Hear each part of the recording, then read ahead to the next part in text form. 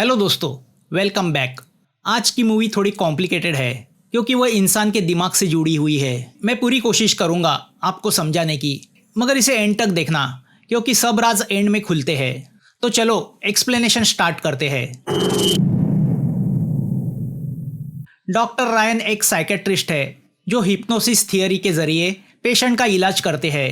उसके हिसाब से इंसान की मेंटल बीमारी दूर करने के लिए उसके दिमाग के अंदर झांकना बहुत ज़रूरी है। वो अपने एक सेशन में अपने स्टूडेंट के सामने एक एग्जाम्पल रखता है जिसमें एक औरत ने उसके दिमाग के अंदर अपनी ही जवानी की पर्सनैलिटी बना के रखी थी और उसे लगता था कि उसी पर्सनैलिटी ने उसकी लड़की को उससे छीना है। दरअसल उसकी लड़की बचपन में मर चुकी थी। तो रायन ने हिप्नोसिस के सहारे उस औरत की उस दुनिया में प्रवेश करके उसे एहसास दिलाया कि वो जिसे अपना दुश्मन समझ रही है वो उसकी खुद की पर्सनैलिटी है।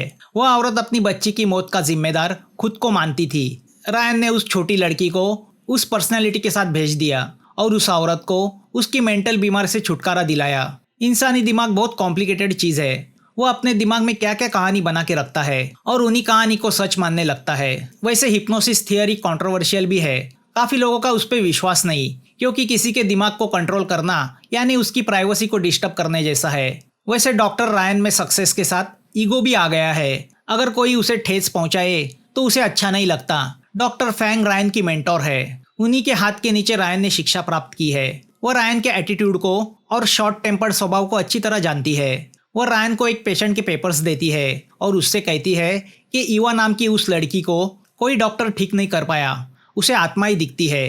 फैंग एक तरह से रायन को चैलेंज करती है, तो रायन भी उस ईवा को मिलने का फैसला करता है। अगली शाम रायन अपनी कंसल्टिंग रूम में बैठा होता है कि तभी उसकी सेक्रेटरी लिमा आके उससे कहती है कि ईवा आई है। ईवा के पेपर्स में उसकी फोटो नहीं है। तो रायन क्यूरियस होता है और ईवा से मिलने अपनी केबिन से बाहर आता है। ईवा एक एंटीक क्लॉक के सामने खड़ी है। वह क्लॉक को 3 मिनट आगे करती है, फिर पीछे मुड़ के रायन को अपना परिचय देती है।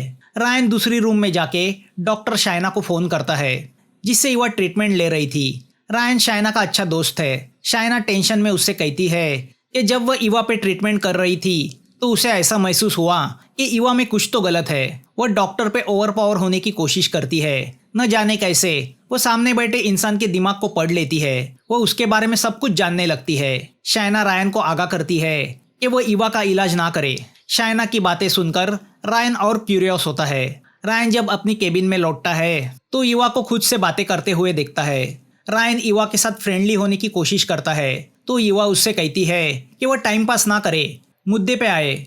ईवा को भूत दिखते हैं। रायन का भूत प्रेत पे विश्वास नहीं है। रायन के हिसाब से भूत प्रेत ये दिमाग की एक सोच है। अब सेशन शुरू करने के पहले वो ईवा से कहता है कि वह सेशन के दरमियान उससे झूठ ना कहे। अब ईवा उसे अपना एक्सपीरियंस बताना शुरू करती है। वो बताती है कि एक रात मैं सो रही थी कि किसी आवाज़ की वजह से मैं जाग गई। जब मैं उठी तो मैंने देखा एक मार्बल यानी कांच की गोटी बेड के नीचे से बाहर आ गई है। मैंने हैरान होकर बेड के नीचे देखा तो वहाँ मुझे ज़मीन से बाहर आई एक बूढ़ी औरत दिखाई दी। वह औरत नीचे के फ्लोर पे बराबर मेरे फ्लैट के नीचे रहती थी। जब मैं नीचे उनके घर गई तो मुझे पता चला उस औरत का सुबह ही देहांत हो चुका है। घर में सब लोग इस बात से परेशान थे कि उस औरत ने अपनी वसीयत और जेवर कहाँ रखे हैं। मैं समझ गई कि वह औरत मेरे जरिए उन तक मैसेज पहुंचाना चाहती थी। उसका एसी वेंटिलेशन से झांक के देखना मुझे संदेश दे गया कि उसी एसी वेंटिलेशन में उसने वह सब चीज़ें छुपा के रखी है। मैंने वह बात उन लोगों को बता दी और उस एसी वेंटिलेशन में वह सब चीज़ें मिल भी गई। रायन ईवा की स्टोरी सुनता है और उससे कहता है कि यह कोइंसिडेंस भी हो सकता है। रायन का उस पर विश्वास न बैठता देख अब ईवा दूसरी कहानी शुरू करती है। वो बताती है कि एक रात मैं बस से जा रही थी कि रास्ते में बस बंद पड़ गई। बस में मैं अकेली थी, घर भी पास ही था, तो मैंने बस से उतर के चल के जाने का फैसला किया। मैं रास्ते से चल रही थी कि बीच सड़क बैठी एक लड़की से टकराई। मैं हैरान हुई कि इतनी रात वो लड़की वहाँ क्या कर रही है। तभी वो बस मेरे पास आके रुकी और बस ड्राइवर ने मुझे घर तक छोड़ने की इच्छा जताई, मगर किसी चीज़ ने मुझे बस के अंदर जाने से रोका। जब बस जा रही थी तो वही लड़की मुझे बस के अंदर दिखाई दी। उसने इशारे से मुझे उस बस का नंबर नोट करने को कहा। तभी पासी की दीवार पे लगे पोस्टर से मुझे पता चला कि वो लड़की कुछ दिनों से लापता है। रायन उससे कहता है कि इसका मतलब ये नहीं कि उस बस ड्राइवर ने उस लड़की का मर्डर किया है। अब ईवा रायन को एक न्यूज़पेपर दिखाती है जिसमें न्यूज़ होती है कि उसी बस ड्राइवर ने उस लड़की पे दुराचार करके उसका मर्डर किया था। वह पकड़ा गया। ईवा की बातें सुनकर रायन उससे कहता है कि न्यूज़ पढ़ के या देख के कभी कभी हमारा दिमाग ऐसी कहानी बनाता है जैसे हम उस इंसिडेंट से रिलेटेड है। ईवा रायन को बताती है कि उसी ने पब्लिक फोन से पुलिस को फोन करके उस ड्राइवर के बारे में बताया था और पुलिस को भी उस ड्राइवर के खिलाफ सबूत मिले। फिर भी रायन ईवा की बातों को मानने तैयार नहीं होता। ईवा को इस बात से हैरानी है कि यह सब चीजें उसे ही क्यों दिखती है। रायन की थियरी के हिसाब से काफी मेंटल बीमारी के पीछे उस इंसान के बचपन में हुई कोई घटना का संबंध होता है। तो अब वह ईवा से उसके बचपन के बारे में पूछता है। ईवा का बचपन अनाथ आश्रम में गुजरा है। बाद में उसे अनाथ आश्रम से अडॉप्ट किया गया था। ईवा के उसके फोस्टर पेरेंट्स के साथ कोई खास रिलेशन नहीं बन पाए तो वह वहां से निकल गई। रायन को लगता है कि ईवा अपना अनाथ होना एक हथियार की तरह इस्तेमाल करती है। वो उसके जरिए लोगों से हमदर्दी पाने की कोशिश करती है। ईवा बताती है कि जब वह 4 साल की थी तब उसके माता पिता ने उसका त्याग किया था। वो उसे अम्यूजमेंट पार्क छोड़ के चले गए। वहां से उसे अनाथ आश्रम लाया गया। वो मार्च का महीना था। सब जगह रेड कॉटन के फूल खिले थे। बाद में ईवा को पता चला उसके माँ बाप उसकी पॉकेट में जो लेटर छोड़ के गए थे वो दरअसल सुसाइड नोट था। ईवा रायन को बताती है कि बचपन में वह साउथ चाइना में रहा करती थी। उसके माँ बाप ने उसे नॉर्थ चाइना में छोड़ा।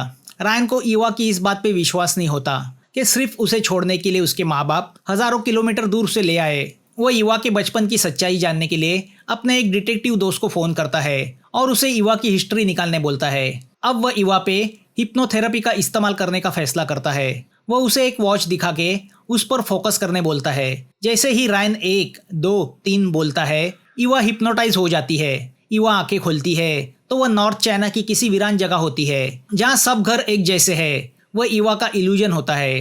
तभी ईवा को एक दरवाजा दिखाई देता है। ईवा उस अजीब दरवाजे को खोलती है। वह उस दरवाजे के अंदर एंट्री करने वाली होती ही है। तभी उसके अंगूठे को कुछ चुभता है और ईवा कॉन्शियस हो जाती है। अब वह रायन से झूठ बोलती है कि उसे पानी दिखाई दे रहा है और उसे एक लड़की दिखाई दे रही है जो लेक में डूब रही है। उसकी बातें सुनकर रायन हैरान होता है और वह सेशन को वहीं पे एंड करता है। ईवा रायन को बताती है कि उस लेक पे एक ब्रिज भी था। वह सुन के रायन शॉक होता है और खुद इल्यूजन में चला जाता है। वो महसूस करता है कि वह भी पानी में डूब रहा है। उसके सामने फ्लैशेस आने लगते हैं। अब जब वह जाग जाता है तो महसूस करता है कि वह खुद हिप्नोटाइज हो गया था। इस बात से वो गुस्सा होता है कि वह ईवा को नहीं बल्कि ईवा उसके दिमाग को कंट्रोल करने लगी है। तभी लीमा से उसे उसके डिटेक्टिव दोस्त ने भेजा फैक्स मिलता है जिससे पता चलता है कि ईवा ने अपने असली माँ बाप का जो नाम बताया था वह उसके असली नहीं बल्कि फोस्टर पेरेंट थे। और रेड कॉटन के फूल नॉर्थ चाइना में नहीं बल्कि साउथ चाइना में उगते हैं और वो मार्च में नहीं मई के महीने में उगते हैं। वो ईवा से कहता है कि जब उसे नॉर्थ चाइना के अनाथ आश्रम में लाया गया था तब वह 4 नहीं 2 साल की थी। और 2 साल की उम्र में किसको क्या याद रहता है। वो अम्यूजमेंट पार्क, वो माँ बाप सब झूठ था। 2 साल की उम्र में उसे अडॉप्ट किया गया था। मगर जब वह 4 साल की थी तो उसके फोस्टर पेरेंट्स को लड़का हुआ तो वह ईवा को साउथ चाइना के किसी अनाथ आश्रम में छोड़ गए जब रेड कॉटन का सीजन था। रायन ईवा को बताता है कि तुम्हारे सबकॉन्शियस माइंड में कुछ बातें रह गई थी जो तुमने एक दूसरे के साथ मिक्स की और अपनी स्टोरी बनाई। रायन ईवा को बताता है कि तुम्हें 2 बार अडॉप्ट किया गया था और तुम्हारे असली माँ बाप के बारे में किसी को पता नहीं। इन्हीं इंसिडेंट की वजह से तुम्हारा माइंड अनस्टेबल हुआ है। तुम्हारे दिमाग ने वो भूत की स्टोरी बनाना शुरू किया है। तुम मुझसे नहीं अपने आप से झूठ बोल रही हो। रायन ईवा से कहता है कि तुम्हारा बर्थडे भी 3 मार्च को नहीं है, तुम्हारे फियांसे का बर्थडे 3 मार्च को है जिसकी मौत हो चुकी है। अब गुस्सा होकर ईवा रायन के केबिन से निकलती है कि तभी उसका दिमाग अनाथ आश्रम के इल्यूजन में चला जाता है। वही उसे उसका प्यार मिला था, सेबिल। वो भी अनाथ था। देखते देखते दोनों एक दूसरे के करीब आ गए। सेबिल का बर्थडे 3 मार्च को था तो उसने ईवा से कहा कि आज से उसका भी बर्थडे 3 मार्च को ही होगा, दोनों मिलके सेलिब्रेट करेंगे। उसने ईवा को एंगेजमेंट रिंग पहनाई। दोनों ने एक दूसरे से शादी का प्रॉमिस किया। अब अगले ही पल ईवा आंखें खोलती है तो सेबिल कॉफिन में होता है। उसकी मौत हो चुकी है। कॉफिन से उठ के वह ईवा से एक ही सवाल करता है, तुमने मुझे क्यों मारा? ईवा उससे कहती है कि उसे किसी और ने मारा है। हमें पता चलता है कि ईवा हिप्नोटाइज पोजीशन में है। रायन उससे पूछता है कि अगर सेबिल को तुमने नहीं मारा तो फिर किसने मारा? ईवा उसे उस आदमी का नाम बताने जाती है कि तभी पीछे से डॉक्टर फ्रैंक उसका मुंह बंद करके उसे रोकती है। ये राज क्या है ये आगे जाके पता चलता है। रायन ईवा को हिप्नोटाइज से जगाता है। ईवा के जागने के बाद भी रायन उससे पूछता है कि उसके फियांसी को किसने मारा है। मगर अब ईवा अपने होशो हवास में है तो वह उस शख्स का नाम नहीं बताती। युवा रायन से इतना ही कहती है कि सेबिल की मौत कार एक्सीडेंट में हुई है। उस वक्त युवा कार में नहीं थी। ये 8 साल पहले की बात है। युवा एक्सीडेंट के कोई भी डिटेल्स रायन को देने से इनकार करती है।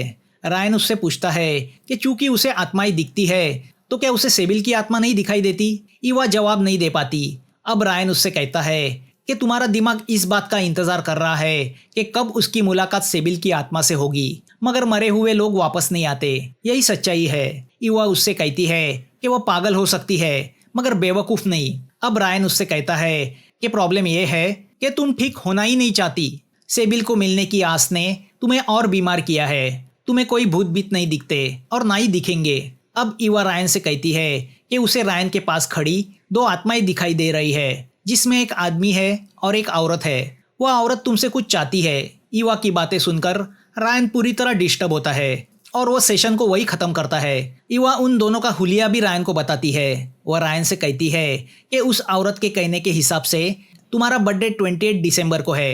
रायन उससे कहता है कि इसमें कौन सी नई बात है, गूगल पे उसके प्रोफाइल में उसकी बर्थडे है। अब युवा टेबल पे रखे ग्लास को पलट देती है और रायन से कहती है कि मुझे उनसे पता चला है कि तुम पानी से डरते हो, जिसके पीछे कोई वजह है। अब रायन पूरी तरह डिस्टर्ब होके युवा को वहां से जाने कहता है। युवा उससे कहती है कि मैं सबूत दे रही हूँ कि मुझे आत्माएं दिखाई देती है। युवा रायन से कहती है कि जब से मैं इस रूम में आई हूँ वो दोनों कोने में खड़े हैं। अब तुम बताओ वो तुमसे क्या चाहते हैं। मगर रायन जवाब नहीं देता। तो अब युवा रायन को कैप्टन कह के बुलाती है। उसके मुंह से कैप्टन सुन के रायन शॉक होता है। रायन के फ्लैशबैक से पता चलता है कि रायन की फियांसी उसे कैप्टन कह के बुलाती थी। युवा रायन के शरीर की एक जख्म दिखा के उससे पूछती है तुमने अपने आप को जख्मी किया है। वो दोनों तुम्हें ऐसा करने से रोकना चाहते हैं। रायन का सबकॉन्शियस माइंड जाग जाता है। उसे रूम में बारिश होती दिखाई देती है। युवा रायन से कहती है आत्माएं वापिस इसलिए आती है क्योंकि उनकी कोई इच्छाएं अधूरी रह जाती है। वो उन्हें पूरा करना चाहती है, ना कि हर बार वो किसी को चोट पहुंचाने आती है। अब रायन को 8 साल पहले की वो बात आंखों के सामने दिखने लगती है। बार में वह अपनी फियांसी और एक दोस्त के साथ शराब पी रहा था। काफी पीने के बाद वह तीनों कार से घर जाने निकले। रायन कार चला रहा था तो उसका वह दोस्त पिछली सीट पे सो रहा था। नशे में रायन की कार आउट ऑफ कंट्रोल हुई और ब्रिज से नीचे लेक में गिरी। रायन ने अपनी फियांसी एमा को सीट बेल्ट से छुड़ाने की काफी कोशिश की, मगर जब वह कामयाब नहीं हुआ तो कैसे वैसे खुद को बचा के पानी की सतह पे आ गया। युवा रायन से पूछती है वह क्या बात है जो वो छुपा रहा है, अपने इल्यूजन में भी झूठ बोल रहा है। वो क्या बात है जो उसे खाए जा रही है। वो क्या बात है जिसका उसे पछतावा हो रहा है। रायन उसे बताता है कि वह इस बात से गिल्टी फील कर रहा है कि उसकी वजह से उसकी फियांसी और दोस्त की जान गई, मानो उसी ने उन दोनों का मर्डर किया है। उस पर युवा रायन से कहती है कि यही बात वो दोनों तुमसे कहना चाहते हैं कि उनकी मौत का जिम्मेदार खुद को मत समझो। उन्होंने तुम्हें माफ किया है। तुम्हारी फियांसी तुमसे प्यार करती है और उसका प्यार आज भी नहीं बदला। युवा रायन से कहती है कि क्या अब तो उसको विश्वास हुआ कि युवा को आत्माएं दिखती है। रायन हाँ कह के मान जाता है। अब युवा 1 2 3 कह के रायन को हिप्नोटिज्म से जगाती है। मतलब युवा ने रायन को हिप्नोटाइज किया था, मगर कब। रायन जैसे ही जाग जाता है वह युवा को पहचान लेता है और उसे नोरा कह के बुलाता है। मेंटल प्रेशर की वजह से वह नीचे गिरता है। युवा रायन को लीमा के हवाले करके ऊपर की रूम में आती है जहां सब लोग उसकी राह देख रहे हैं, जिसमें डॉक्टर फैंग, डॉक्टर शाइना और रायन के माँ बाप बैठे हुए हैं। वह युवा को थैंक्स कहते हैं और यहाँ राज खुलता है कि यह सब डॉक्टर फैंग का प्लान था। उस एक्सीडेंट की वजह से Ryan post traumatic stress disorder का शिकार हुआ था। यह ऐसी मेंटल बीमारी है जो किसी बड़े एक्सीडेंट या टेरर इवेंट को एक्सपीरियंस करने के बाद होती है। रायन एक्सीडेंट में मरी हुई उसकी फियांसी और दोस्त की मौत का खुद को जिम्मेदार ठहरा के कई बार खुद को खत्म करने की कोशिश करता आया था, जिससे उसके पेरेंट्स टेंशन में आ गए थे। उन्होंने ही डॉक्टर फैंग को कंसल्ट करके रिक्वेस्ट किया कि वह रायन को इस बीमारी से बाहर निकाले। पेशेंट जब खुद जाना माना एक्सपर्ट हिप्नोटिस्ट हो तो इलाज करना भी मुश्किल हो जाता है। फैंग रायन की गुरु थी तो वह भी रायन को खोना नहीं चाहती थी, तो उसने मास्टर प्लान बनाया। उसने युवा की यानी नोरा की मदद ली। नोरा भी फैंग की स्टूडेंट थी। इतना ही नहीं, वो रायन की क्लासमेट होने के साथ उसकी अच्छी दोस्त भी थी। तो अब आप सोचेंगे कि ऐसा था तो रायन ने पहली ही नज़र में युवा को क्यों नहीं पहचाना।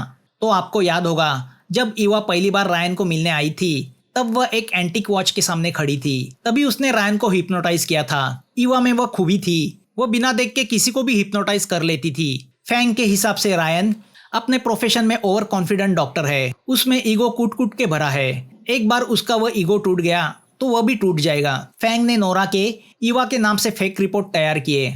ईवा को सिर्फ रायन के हिप्नोटिज्म से बचना था, तो उसने अपनी मुट्ठी में टूथपिक दबा के रखा था। जब भी उसे लगा कि वह रायन की हिप्नोटिज्म में फंसने जा रही है, तभी वह टूथपिक की मदद से अपने आप को जगा देती थी। उसने आत्माओं की स्टोरी बनाई जिससे रायन नफरत करता था। उसी स्टोरी में ईवा ने रायन की स्टोरी बुन दी। एक अजनबी के मुंह से अपनी पर्सनल लाइफ की सीक्रेट बातें सुन के रायन का कॉन्फिडेंस गिरने लगा। वह ईवा के हिप्नोटिज्म में फंसते गया। मतलब रायन ईवा पे नहीं, बल्कि ईवा रायन पे इलाज कर रही थी, और रायन का इलाज एक ही था, उसको उसकी गिल्ट से बाहर निकालना। तो उसने रायन को विश्वास दिलाया कि एमा और उसकी दोस्त की आत्मा ने उसे माफ किया है, और वह नहीं चाहते कि रायन उनकी मौत का जिम्मेदार खुद को मान के अपनी जान लेने की कोशिश करे। रायन को ईवा की बातों पे विश्वास हुआ और वो गिल्ड से बाहर आ गया। सब लोग रायन से मिलने नीचे जाते हैं सिवाय ईवा के। और यहाँ और एक राज खुलता है कि पिछली सीट पे सो रहा रायन का वो दोस्त कोई और नहीं बल्कि ईवा का फियांसे सेबिल था। दरअसल उस रात जो पार्टी हो रही थी वह पार्टी ईवा और सेबिल के एंगेजमेंट की थी। उस एक्सीडेंट में रायन की गलती की वजह से सेबिल मारा गया। मरे हुए लोगों ने शायद रायन को माफ किया हो, मगर ईवा ने रायन को माफ नहीं किया था। ईवा रूम से बाहर आती है, तभी वहां पे रायन भी आता है। वह ईवा से कहता है कि लोग मुझसे कहते हैं कि अपने आप को कसूरवार मत मानो, मगर सच्चाई यही है कि उनकी मौत का मैं जिम्मेदार हूँ। अगर मैं चाहता तो उन दोनों को बचा सकता था। मैं इसलिए ठीक नहीं होना चाहता था क्योंकि वही मेरा प्रायश्चित है। मैं माफी के लायक नहीं हूँ। यहाँ तीसरा बड़ा राज खुलता है कि उस रात जब कार लेक में गिरी थी तो रायन ने डर के मारे खुद की जान बचाना बेहतर समझा। मतलब उस वक्त वो इतना स्वार्थी बन गया था कि मौत से लड़ रही अपनी फियांसी और दोस्त को वही कार में छोड़ के भागा। अगर वो कोशिश करता तो दोनों को बचा सकता था, मगर खुद की जिंदगी के सामने उसे कुछ नजर नहीं आया, ना प्यार ना दोस्ती। ईवा यानी नोरा रायन से एक ही बात कहती है कि वह सचमुच माफी के लायक नहीं है, क्योंकि स्वार्थी इंसान को उसके सिवा दूसरा कोई माफ नहीं कर सकता। मूवी यहाँ खत्म होती है। तो दोस्तों कमेंट में बताना आपको एक्सप्लेनेशन कैसे लगा, और हाँ, सब्सक्राइब और लाइक करना मत भूलना। फिर मिलेंगे नई मूवी के साथ। Thanks for watching.